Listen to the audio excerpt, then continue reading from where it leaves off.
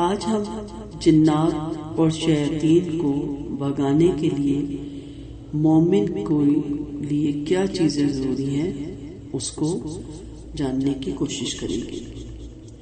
یعنی مومن کے پاس وہ کون سے ہتھیار ہونے چاہیے جن کی بدولت وہ جنات اور شیاطین سے محفوظ رہ سکے. ہوتا یہ ہے کہ جب انسان کو وہم ہو جائے کہ اس پہ اثرات ہیں یا جنات ہیں، یا اس پہ حقیقت میں اس کے ساتھ جنات چمٹ جائیں جو شر پسند جنات ہوتے ہیں، تو ان کے توڑ کے لیے وہ کوئی مافوق الفطرت کام چاہتا ہے کہ وہ سمجھتا ہے کہ شاید ان کو بھگانے کے لیے مجھے کوئی مافوق الفطرت یعنی فطرت سے اوپر ہٹ کے کوئی کام کرنا پڑے گا تو وہ مجھ سے بھاگیں گے. پھر ایسے لوگوں سے دوسرے لوگ فائدہ اٹھاتے ہیں اور انہیں مزید وہ بیوقوف بنا کے ان کو کالے جادو کی طرف لے کے جاتے ہیں اور ایسے عملیات کرواتے ہیں جس کی وجہ سے وہ ایمان کے دائرے سے خارج ہو جاتے ہیں، اور پھر ان عملیات کے ذریعے کہتے ہیں کہ آپ کے جنات یا شیاطین آپ کو چھوڑ گئے. اصل ہوتا ہے کہ ان عملیات کو کرنے کے لیے پھر وہ پیسے بھی بٹورتے ہیں اور نذرانے بھی بٹورتے ہیں. تو ہم آپ کو وہ یہاں پہ ہتھیار بتائیں گے جو قرآن و سنت سے ثابت ہے اور جس میں کوئی پیسہ نہیں لگتا اور جس میں کسی کی بھی مدد کی ضرورت نہیں ہوتی. یہ وہ ہتھیار ہے کہ آپ کے پاس موجود ہو تو پہلی بات ہے کہ آپ کے پاس جنات بھٹکتے بھی نہیں، شیاطین بھی آپ کے قریب نہیں بھٹک سکتے، اور شیطانی صفت رکھنے والے انسانوں کا بھی زور آپ کے گھر پہ یا آپ کی ذات پہ نہیں یا آپ کے اہل و عیال پہ نہیں چلتا. اور اگر خدا نہ خواستہ پہلے یہ چیزیں آپ کے گھروں میں نہیں تھی، ہمارے گھروں میں نہیں تھی، اور ہمیں آج پتا چلا تو ہم آج ہی سے ان ہتھیاروں سے لیس ہو جائیں گے تو انشاءاللہ آئندہ کے لیے ہم ہمیشہ محفوظ رہیں گے. سب سے پہلی چیز جو اس میں آتی ہے وہ سورۃ بقرہ کی تلاوت ہے. سورۃ بقرہ کی تلاوت کے بہت اثرات ہیں، بہت زیادہ. سورۃ بقرہ کی تلاوت شیطانوں کو گھروں سے نکال دیتی ہے. اب آپ کو فری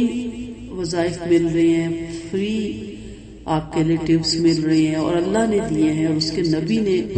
ہم تک وسیلہ بن کے پہنچائے ہیں. ان کی بات سے بڑی بات، ان کی بات سے سچی بات کسی اور کی ہو ہی نہیں سکتی.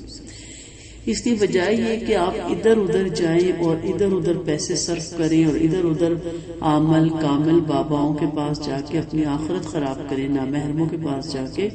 اس سے بہتر ہے کہ آپ قرآن اور نبی کریم صلی اللہ علیہ وسلم کی احادیث میں جنات اور شیاطین سے بچنے کے،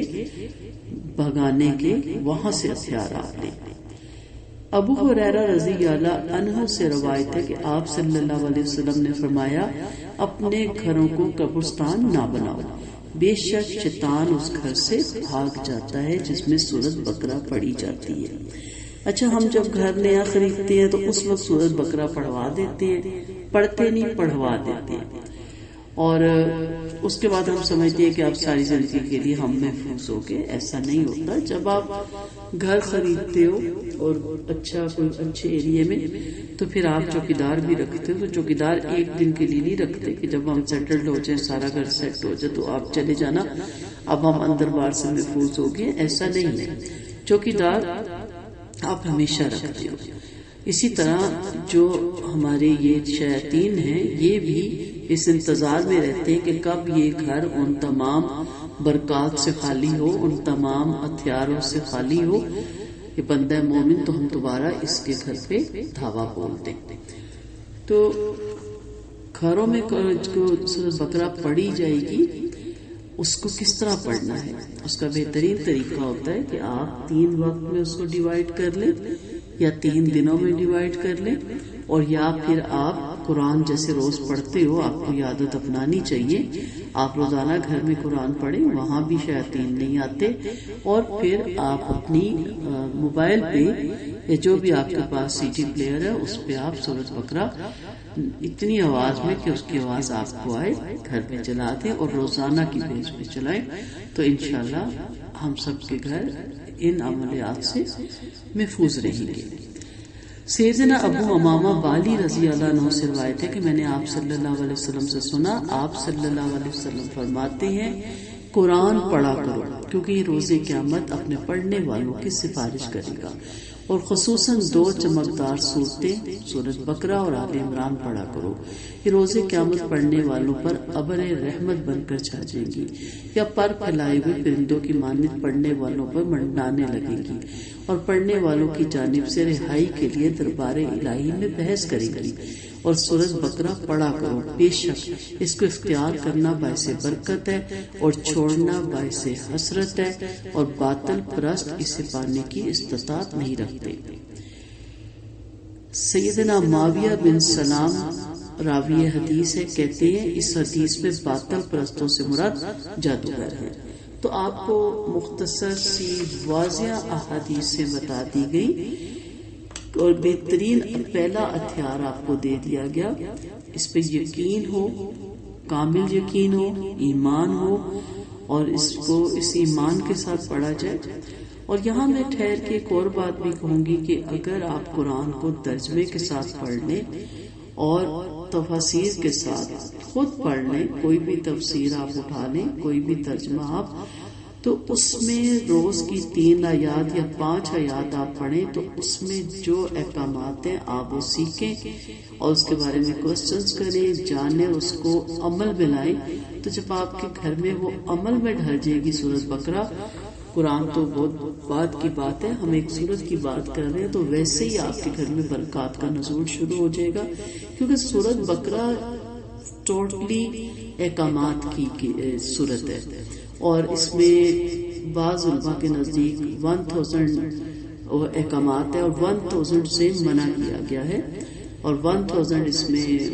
خبریں ہیں، یعنی واقعات ہیں جن سے سبق لیا جاتا ہے۔ تو اس میں زندگی گزارنے کے بہترین طریقے بتائے گئے ہیں، اس کے مطابق اگر آپ زندگی گزارے تو ویسے ہی کسی کا زور وہاں نہیں چلتا اس گھر میں۔ اور اگر آپ کو ابھی ترجمہ نہیں یاد، تفسیر نہیں یاد، تو عربی کی بھی بہت فضیلت ہے پڑھنے کی، اس سے ہم انکار نہیں کر سکتے۔